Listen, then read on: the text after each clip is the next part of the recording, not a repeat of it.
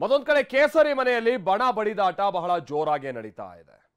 ಯತ್ನಾಳ್ ಅಭಿಯಾನಕ್ಕೆ ಅನುಮತಿ ಕೊಟ್ಟಿದ್ಯಾರು ಅಂತ ವಿಜಯೇಂದ್ರ ಬಣದ ನಾಯಕರು ಪ್ರಶ್ನಿಸ್ತಾ ಇದ್ದಾರೆ.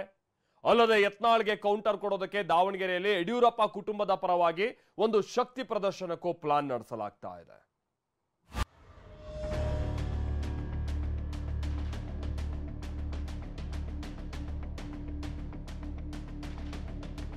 ಕಮಲ ಮನೆಯಲ್ಲಿ ಬಣಕಿಚ್ಚು ಧಗಧಗ, ನಿಲ್ಲದ ಅಂತರ್ಯುದ್ಧ. ಮುಂದುವರಿದ ಯತ್ನಾಳ್ ಜಾಥಾ, ಅನುಮತಿ ಬಡಿದಾಟ. ಬಿಜೆಪಿಯಲ್ಲಿ ಬಣ ಬಡಿದಾಟ ತಾರಕಕ್ಕೇರಿದೆ. ಯಾರು ಎಷ್ಟೇ ಎಚ್ಚರಿಕೆ ಕೊಟ್ಟರೂ ಶಾಸಕ ಯತ್ನಾಳ್ ಮಾತ್ರ ತಮ್ಮ ಪಟ್ಟು ನಿಲ್ಲಿಸ್ತಿಲ್ಲ. ಮೂರನೇ ದಿನಕ್ಕೆ ಕಾಲಿಟ್ಟಿರೋ ಜನಜಾಗೃತಿ ಅಭಿಯಾನ ರಾಯಚೂರಿಗೆ ಬಂದು ತಲುಪಿದೆ. ವಕ್ಫ್ ಹೋರಾಟದಲ್ಲಿ ಯತ್ನಾಳ್ ಟೀಮ್ ಶಕ್ತಿ ಪ್ರದರ್ಶನ ಮಾಡ್ತಿದ್ದಾರೆ. ಇದಕ್ಕೂ ಮುನ್ನ ಯಾದಗಿರಿಯಲ್ಲಿ ರೈತರ ಜೊತೆ ಸಂವಾದ ನಡೆಸಿ ವಕ್ಫ್ ವಿರುದ್ಧ ಗುಡುಗಿದ್ದಾರೆ. ನಮ್ಮ ಬೇಡಿಕೆ ಇರುವುದೇ ವಕ್ಫ್ ಟ್ರಿಬ್ಯುನಲ್ ರದ್ದಾಗಬೇಕು. ಯಾವುದೇ ರೈತ ತನ್ನ ಜಮೀನಾಗಲಿ, ಸರ್ಕಾರಿ ಜಮೀನಾಗಲಿ, ಮಠ ಮಂದಿರದಾಗಲಿ, ಅವರು ಅಲ್ಲಿನ ಅಸಿಸ್ಟೆಂಟ್ ಕಮಿಷನರು, DC ಅವರು, ಅಲ್ಲಿ ನ್ಯಾಯಾಲಯಗಳು ಮತ್ತು ಹೈಕೋರ್ಟು, ಸುಪ್ರೀಂ ಕೋರ್ಟಿಗೆ ಹೋಗಬೇಕು ವಿನಃ ಈ ವಕ್ಫ್ ಟ್ರಿಬ್ಯುನಲ್ಗೆ ಹೋಗಬಾರ್ದು ಅನ್ನೋದೇ ನಮ್ಮ ಮೂಲ ಉದ್ದೇಶ. ವಕ್ಫ್ ಬೋರ್ಡ್ ರದ್ದಾಗಬೇಕು ಅಂತ ಯತ್ನಾಳ್ ಅಭಿಯಾನ ಮುಂದುವರಿಸಿದ್ರೆ, ಇತ್ತ ಬಿಜೆಪಿ ನಾಯಕರು ಯತ್ನಾಳ್ ಅಭಿಯಾನವನ್ನೇ ನಿಲ್ಲಿಸಬೇಕು ಅಂತ ಒತ್ತಾಯ ಮಾಡಿದ್ದಾರೆ.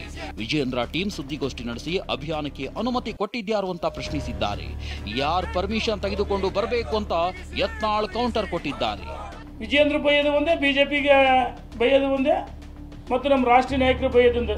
ನಾನು ಕೇಳಕ್ಕೆ ಇಚ್ಛೆ ಪಡ್ತೀನಿ, ನಿಮಗೆ ಬಿಜೆಪಿ ಸಿಂಬಲ್ ಹೆಂಗೆ ಹಾಕಿದ್ರೆ ಅಲ್ಲಿ ಜಿಲ್ಲಾಧ್ಯಕ್ಷಗಳು ಎಲ್ಲ ವಿರೋಧ ಮಾಡ್ಯಾರ, ಎಲ್ಲ ನಾಯಕರು ವಿರೋಧ ಮಾಡ್ಯಾರ. ಹಾಗಾಗಿ ನಮ್ಮ ರಾಷ್ಟ್ರೀಯ ನಾಯಕರು ತಕ್ಷಣ ಇವ್ರಿಗೆ ಕಡಿವಾಣ ಹಾಕಬೇಕು.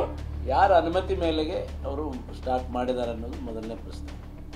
ಪಕ್ಷದ ಹೈಕಮಾಂಡ್ ಹೇಳಬೇಕು, ಪಕ್ಷದ ಅಧ್ಯಕ್ಷರು ಹೇಳಬೇಕು, ಇಲ್ಲ ರಾಷ್ಟ್ರೀಯ ಅಧ್ಯಕ್ಷರು ಹೇಳಬೇಕಾದ್ರೂ ಕೂಡ ರಾಜ್ಯದ ಅಧ್ಯಕ್ಷರ ಮೂಲಕ ಹೇಳಬೇಕಾಗ್ತದೆ. ಮತ್ತೇನು ಬೆಂಬಲ ರೀ, ಏನು ಸರ್ಟಿಫಿಕೇಟ್ ತೊಗೊಂಡು ಬರ್ಬೇಕಲ್ಲಿ ಜಾತ್ರೆ ಹಂಗೆ ದನದ ಪಾಸ್ ತಂದಂಗೆ ಏನದು ಹಂಗಿಲ್ಲ. ನಾವೆಲ್ಲ ಪರ್ಮಿಷನ್ ಐತಿ.